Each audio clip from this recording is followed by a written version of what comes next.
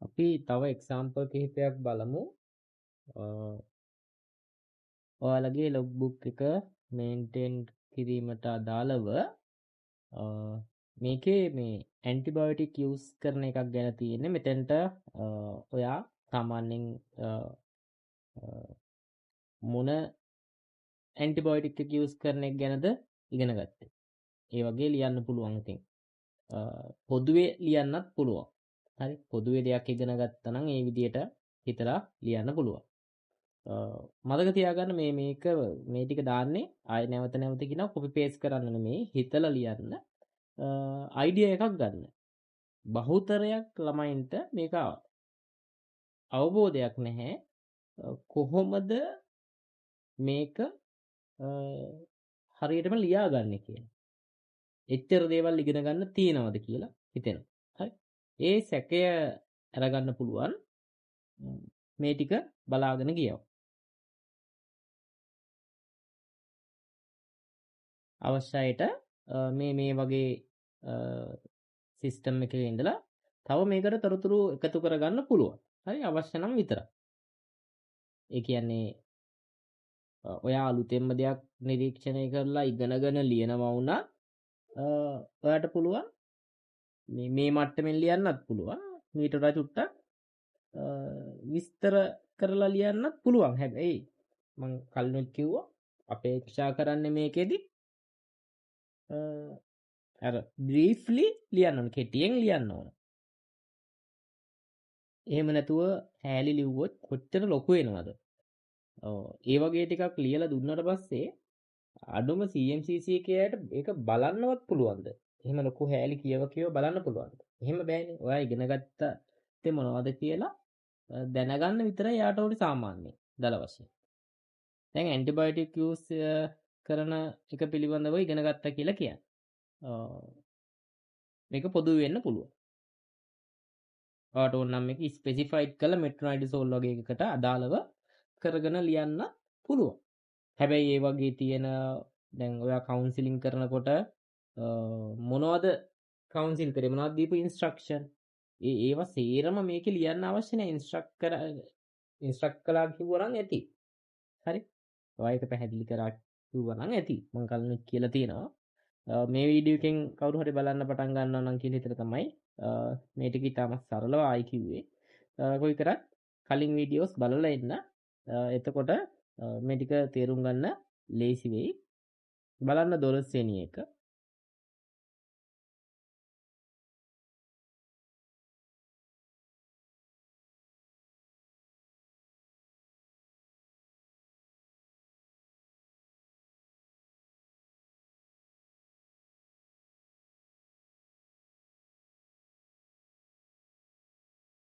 ඔයාලා මේ මෙඩිසින් ඇඩිනන්ස් මේ එහෙම නැත්නම් ට්‍රීට්මන්ට් එකකට ඇඩිනන්ස් වෙනවා කියලා කියන්නේ මොකක්ද කියලා දන්නවා ඇති කියලා මම හිතනවා.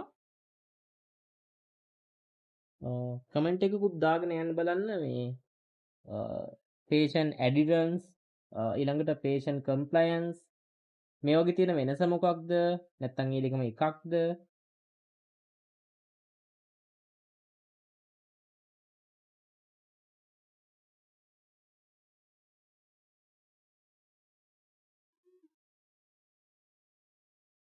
ස්ටොක් මැනේජ්මන්ට් ගැන නම් ඔයාලා ටිකක් ඉගෙන ගන්න ඕන. ගොඩක් දෙනෙක් මේක මම දන්නවා කියලා හිතන් හිටියට ඒ ගැන ගොඩක් දන්නේ නැහැ.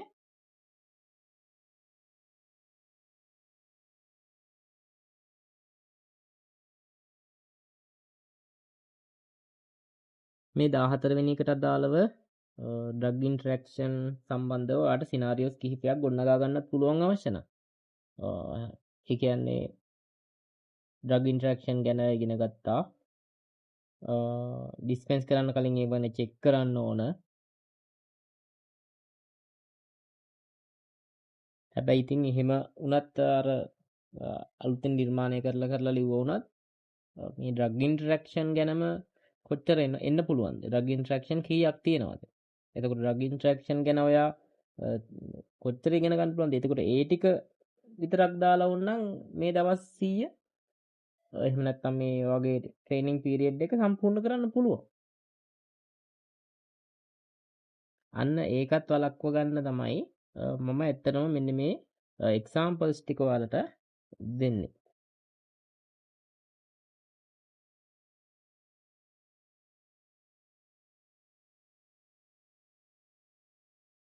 මොන හරි ප්‍රශ්න අහන්න තියෙනවා නම් කමෙන්ට් කරලා අහන්න. මම වොයිස් එකකින් එහෙමම රිප්ලයි කරන්නම්. ඒ නිසා මේ බලලා නිකන් ඉන්න එපා. මොන හරි වට ගැටලුවක් තියෙනවා නම් තව කෙනෙක්ගේ ප්‍රශ්නේ අහලත් නැත්නම් කමෙන්ට් එකක් දාලා අහන්න.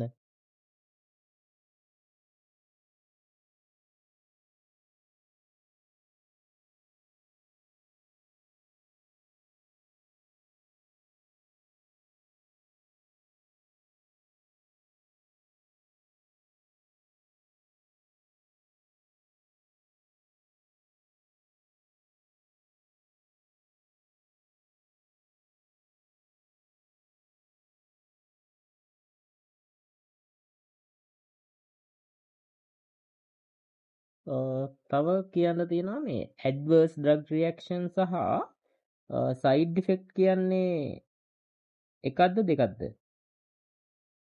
ඒ ගැනත් දන්නවද ඔයාලා? චුට්ටක් ඒ ගැන හොයලා බලලා කමෙන්ට් එකක් දාන්න.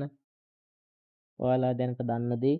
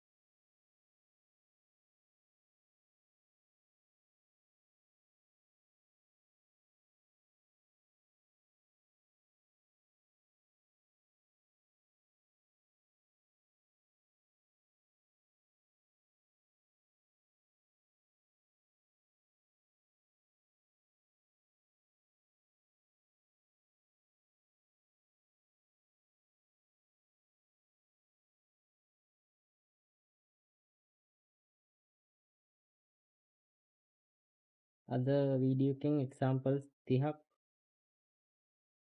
වෙනකන් දවස් 30 වෙනි දවස් වෙනට අදාළව වෙනකන් ඔයාලට බලා ගන්න පුළුවන්.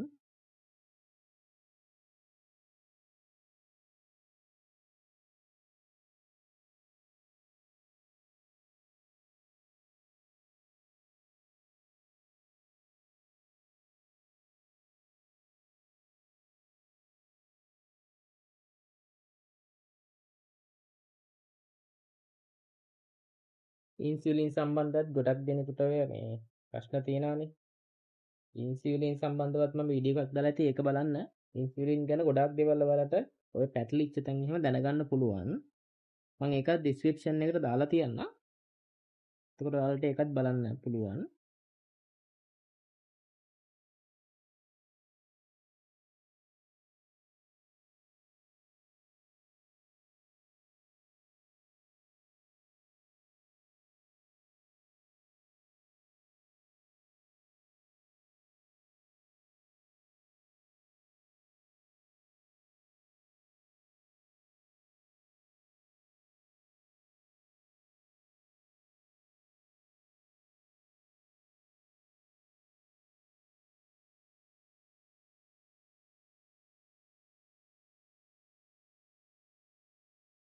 ඔය එක්ස්පයර් වෙච්ච ඩ්‍රග්ස් එහෙම කොහොමද ඩිස්පෝස් කරන්න කියන එක එහෙම නැත්නම් මේ ඩිස්පෝසල් ප්‍රොසීඩියර්ස් පිළිබඳව ඔයාලා දන්නවද? ඒ ගැන හොයලා බලන්න දැනට ඉගෙනගෙන නැත්නම් ඒ ගැන අනිවාර්යෙන් ඉගෙන ගන්න. මේවා රචනා ප්‍රශ්න වලට එහෙමත් එන්න පුළුවන්.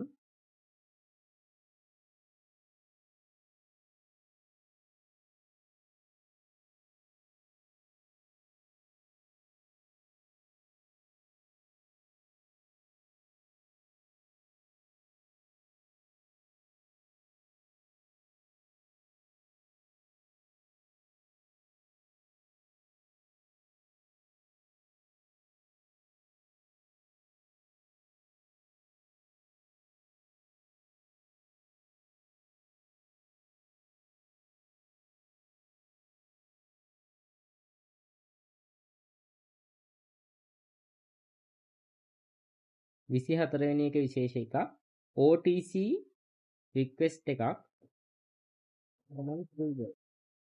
එතකොට මේක තියෙනවා I help and paracetamol. එතකොට මේක ඔයාලට ලියන්න පුළුවන්ද කියලා පොඩ්ඩක් බලන්න.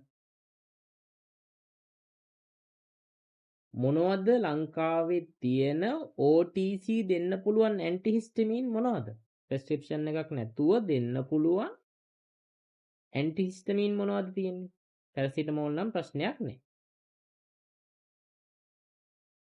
ඒ ගැන හිතලා බලන්න. එතකොට ඔයාට මේක ලියන්න පුළුවන්ද?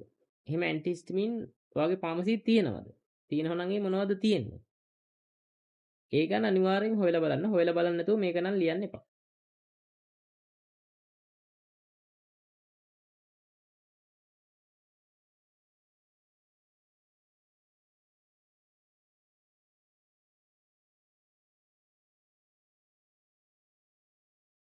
පැරසිටමෝල් උනත් දෙනකොට බලන්න ඕන එයා ඔය පැනඩීන් වගේ දෙයක් ડોක්ටර් කෙනෙක් දීලා හරි පේන් එකකට හරි ගන්නවත් දන්නේ නැහැ. ඒවා අනිවාර්යෙන් හොයලා බලන්න. නිකන් පැරසිටමෝල් දෙන්න හොඳ නැහැ. ඒකෙන් දෙනවා නම් ඒ ගැන කියන්නම ඕන. ගොඩක් දෙනෙක් කියන්නේ නැහැ තමයි. ඒ වුණාට පැරසිටමෝල් දුන්නා වුණත් අහන්න ඕන වෙන මොනවා හරි ඖෂධ ගන්නවද කියලා ඒ ඩ්‍රග් ඉන්ටරැක්ෂන් එහෙම තියෙනවා හොයලා බලන්න.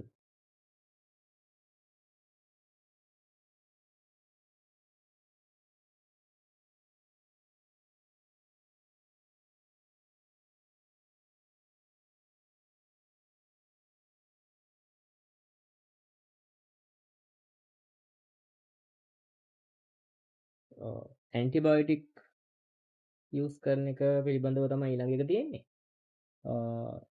මේ වගේ එකකදී දැන් ගොඩාක්ම රෝගියා සනීප වෙන එකටත් වඩා මේ රෙසිස්ටන්සි එක අවම කරගන්න ප්‍රමුඛත්වය දෙන්න වෙලා තියෙන්නේ දැන්. මොකද ගොඩාක් දෙනා මේක මිස්යූස් කරනවා.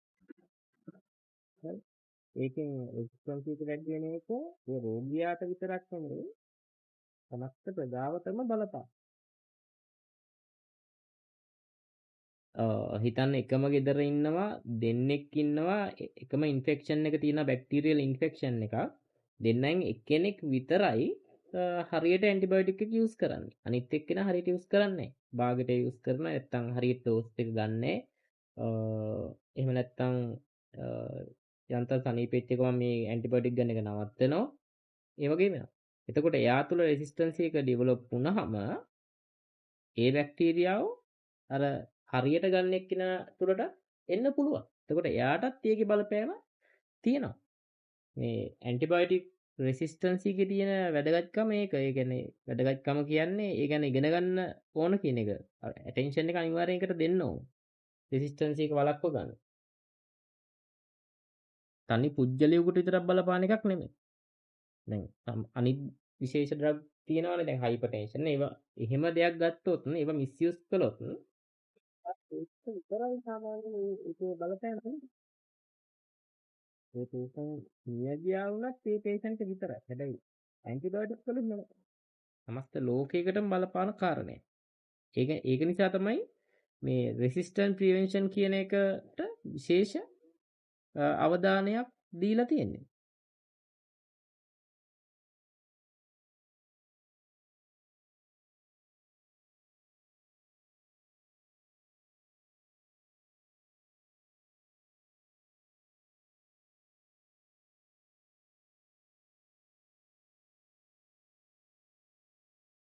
26 වෙනි එක ලියන්න කලින් මතක් කරලා බලන්න. Today I learned about proper labeling techniques in detail. Labeling techniques ගැන මොනවද දන්නේ? දන්නේ කොහොමද? ඒ ගැන මොන විදිහෙන් හරි මේක ලියන්න කලින් ඔයා ඉගෙනගෙන ඉන්න ඕනේ. මේ අවබෝධයත් එක්ක මේක ලියන්න මේකට අදාළව ඉන්න විදියට ඔයාලට ලියන්න පුළුවන්.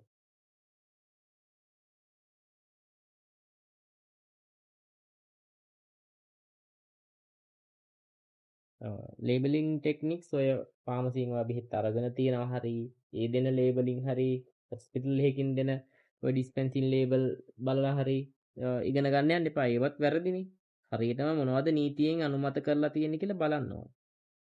ඊට පස්සේ තමයි ඉගෙන ගන්න ඕන.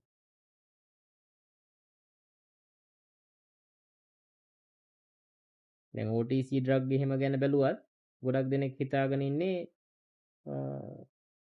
පැනඩීන් වගේ ඒවා, ඔමෙප්‍රොසෝල් වගේ ඩ්‍රග්, ඔය ගොඩක් ඇන්ටිහිස්ටමින් වගේ තියෙන ඒවා මේ OTC දෙන්න පුළුවන් කියලා.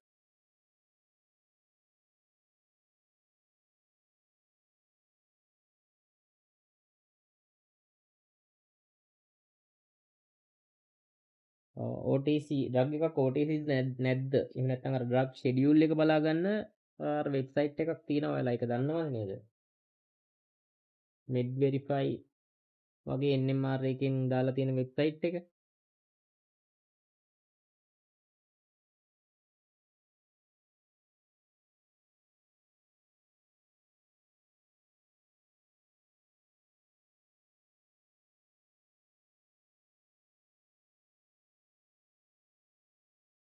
medverify.lk වගේ තමයි මතක. මේ වගේ ගහලා බලන්න ඔය Google එකේ සර්ච් කරාම මේ හරියක කොහොමත් උඩට එයි.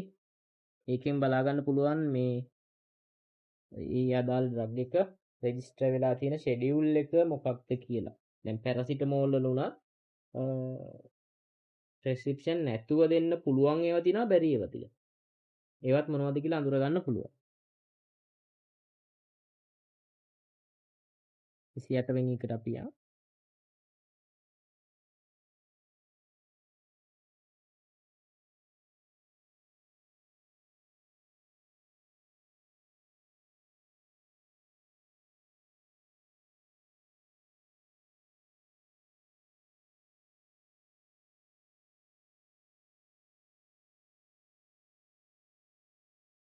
ඉසි 9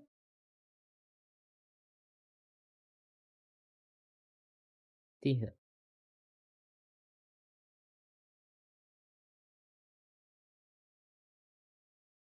හරි. ඔයාලට පුළුවන් දැන් මේ ටික අර කලින් කිව්වා වගේ ඔයාලගේම විදියට සරලව ලියා ගන්න. හරි. මේකෙන් අදහස ගත්තා නම් ඇති. මම කලින් වීඩියෝ වලත් කියලා තියෙනවා මේ ෆාමසිස්ගේ ෆීඩ්බැක් එක අත්‍යවශ්‍ය එකක් නෙමෙයි කියලා.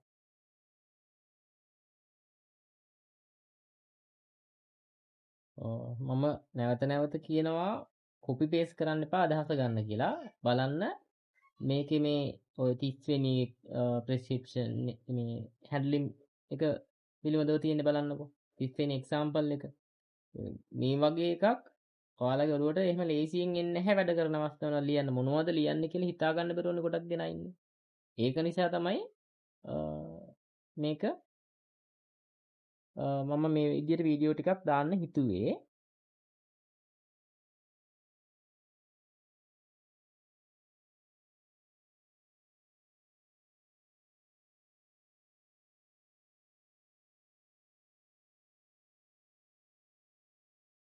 හරි. මේ ටික ඔයාලට වැදගත් වෙන විදිය බලලා මම ඉස්සරහට තව මේ වගේ ඒවා අප්ලෝඩ් කරන්නම්.